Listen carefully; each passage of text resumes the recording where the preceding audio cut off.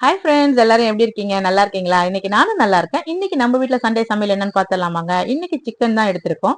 எடுத்து நல்லா ஒரு அருமையா ஒரு பிரியாணி செஞ்சுட்டு அப்படியே 65 போடலாம் அப்படின்னு சொல்லிட்டு. பையன் இல்லாதனால இன்னைக்கு பொண்ணு ஆப்ஷன் தான். அதனால பிரியாணி தான். பிரியாணி தவிர வேற எதுவும் வார வாரம் செஞ்சு கொடுத்தாலும் ரொம்ப விருப்பமா சாப்பிடுவா. நான் ஃபர்ஸ்ட் என்ன பண்ணிட்டேன், கொஞ்சம் பிரியாணிக்கு கொஞ்சம் கறியெல்லாம் தனியா எடுத்துட்டு அதை வந்து நம்ம கொஞ்சம் தயிர், லைட்டா சால்ட், கொஞ்சம் மிளகாத்தூள் போட்டு ஊற வச்சுட்டா நல்லா பொச பொசன்னு நல்லா இருக்கும் சிக்கன். அதனால அது மாதிரி செஞ்சுட்டேன். நான் இன்னைக்கு எப்படி செய்யறேன்னா, நல்ல ஒரு சேலத்து சைடு பிரியாணி செய்தாங்க. அடிக்கடி போயிருக்கேன் அந்த பக்கம். பசங்க காலேஜ் படிச்சதுனால போயிருக்கேன். ஹோட்டல்லயும் சாப்பிட்டுருக்கேன், ஃபங்க்ஷன்லயும் சாப்பிட்டுருக்கேன். ஆனா செம்ம டேஸ்டா இருக்கும். அது எப்படின்னா ஒரு தனி மிளகாத்தூள் கலக்காம ஒரு பிரியாணி, நல்லா பச்சை மிளகாலாம் அரைச்சு விட்ட மாதிரி ஒரு பிரியாணி. இன்னைக்கு அது மாதிரிதான் நானும் நல்லா இஞ்சி, பூண்டு, கொஞ்சமா மிளகு, சீரகம், சோம்பு, பட்டை, கிராம்பு, ஒரு ஏலக்காய், புதினா, கொத்தமல்லி, இது கூடயே கொஞ்சோண்டு சின்ன வெங்காயம் இருந்து சேர்த்தாலும் நல்லா இருக்கும். அதனால இல்ல நான் சேர்க்கல. அதை மட்டும் மெயினா அரைச்சி எடுத்து வச்சுக்கிட்டேன். இப்ப எப்பயும் போல நம்ம என்ன பண்ணிடலாம், ஒரு சட்டி வச்சு நம்ம ஸ்பைசி ஐட்டம் எல்லாம் சேர்த்துட்டு கொஞ்சமா நல்லா நைஸா கட் பண்ண வெங்காயம், ஒரு நல்லா 4-5 வெங்காயம் எடுத்து அதையும் நல்லா வதக்கிட்டேங்க. இப்ப இந்த மசாலா தாங்க இந்த பிரியாணிக்கு மெயினே. இதை ஊத்துனாதான் நல்லா டேஸ்டா இருக்கும். ரொம்பலாம் அந்த மசாலாவோட அப்படி நெஞ்ச கருத்திட்டுலாம் இருக்கும்ல, அப்படிலாம் இருக்காது. இந்த மசாலா போட்டு செஞ்சா சூப்பரா ஒரு மைனூட் டேஸ்டா நல்லா செமையா இருக்கும். அதனாலதான் நான் ஃபர்ஸ்ட் அந்த மசாலா ஊத்து நல்லா எண்ணெய் பிரிய நல்லா வதக்கி எடுத்துட்டேன். அது கூடயே கொஞ்சமா புதினா, கொத்தமல்லி, தக்காளி, இது வதங்கறதுக்கு கொஞ்சோண்டு உப்பு எல்லாத்தையும் போட்டு நல்லா வதக்கிட்டாங்க. பிரியாணினாவே எல்லாத்துக்கும் பிடிக்கும் இல்லைங்க? யாருக்குதான் பிரியாணி பிடிக்காது? அதுவும் இல்லாம இப்ப பிரியாணி எல்லா மனசுலயும் ரொம்ப இடம் பிடிச்சிருச்சு. ஃபர்ஸ்ட் ஆப்ஷன் பிரியாணி தான்.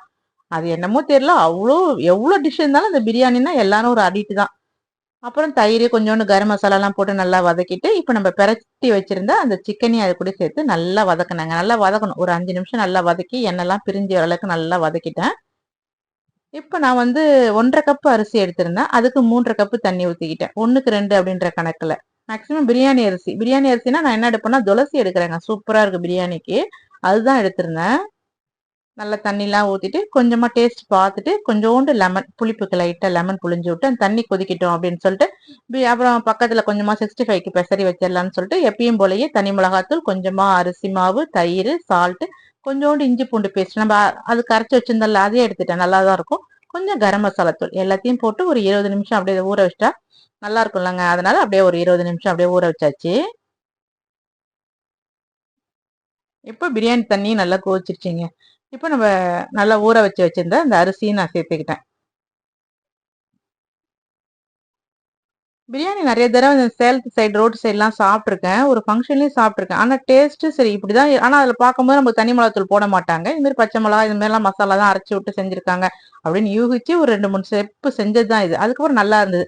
அப்படியே மேக்சிமம் பெரும்பாலும் இப்படி ஒரு வாட்டி பிரியாணி செஞ்சு நம்ம பாத்துறது. ஃபைனலா நான் என்ன பண்ணேன், கொஞ்சமா நல்லா நெய் ஊத்தி நல்லா புதினா கொத்தமல்லியை போட்டு இப்ப தம்ல வச்சாச்சு.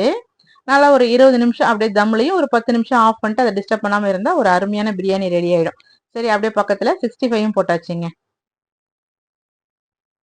ஆனா பிரியாணிக்கு பக்கா காம்பினேஷன்னா 65 தான். நல்ல ஒரு பிரியாணி, 65, ரைத்தா, வெவிச்ச முட்டை, இந்த காம்பினேஷனை அடிச்சுக்கவே முடியாது. யாரு தான் வேணாம்னு சொல்லுவாங்கல்ல?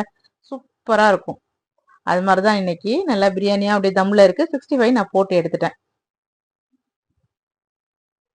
ரொம்ப சிம்பிளான சமையல் தாங்க. அப்படியே ஒரு பிரியாணி, 65 அவ்வளவுதான். ரைத்தா ரொம்ப ஈஸியான ஒரு சமையல் தான். என் பொண்ணுக்கு வாரம் வாரம் நம்ம பிரியாணி செஞ்சு கொடுத்தா கூட விருப்பமா சாப்பிடுவோம். ஆனா பையன் மட்டும் சரி வெளியில அடிக்கடி சாப்பிடறதுனால வீட்டுல வந்தா ஒரு மீன் குழம்பு அது மாதிரி குழம்பு ஐட்டம் கேட்டுட்டு இருப்பான். ஆனா பொண்ணுக்கு நம்ம வார வாரம் செஞ்சு கொடுத்தாலும் பிரியாணி தான். எந்த மாடல் பிரியாணி செஞ்சு கொடுத்தாலும் ஓகே தாங்க. அப்ப பிரியாணி நல்லா அருமையா ரெடி ஆயிடுச்சு பாருங்க. தண்ணி இல்லையா இல்லாம நல்லா பொல பொலன்னு சும்மா சூப்பரா அருமையா சேலத்து சைட்ல செய்யற மாதிரி ஒரு பிரியாணி செஞ்சுட்டேங்க. செம்ம டேஸ்டா இருக்கும். நல்லா இருக்கும். எவ்வளவு பிரியாணி சாப்பிட்டாலும் சாப்பிட்டே இருக்கலாம். ஓகே ஃப்ரெண்ட்ஸ், இன்னைக்கு நம்ம வீட்ல சும்மா சூப்பரா பிரியாணி, 65, ரைத்தா, முட்டை ரெடி ஆயிடுச்சு. பிடிச்சிருந்தா இந்த வீடியோ லைக் பண்ணுங்க, சப்போர்ட் பண்ணுங்க. பாய்.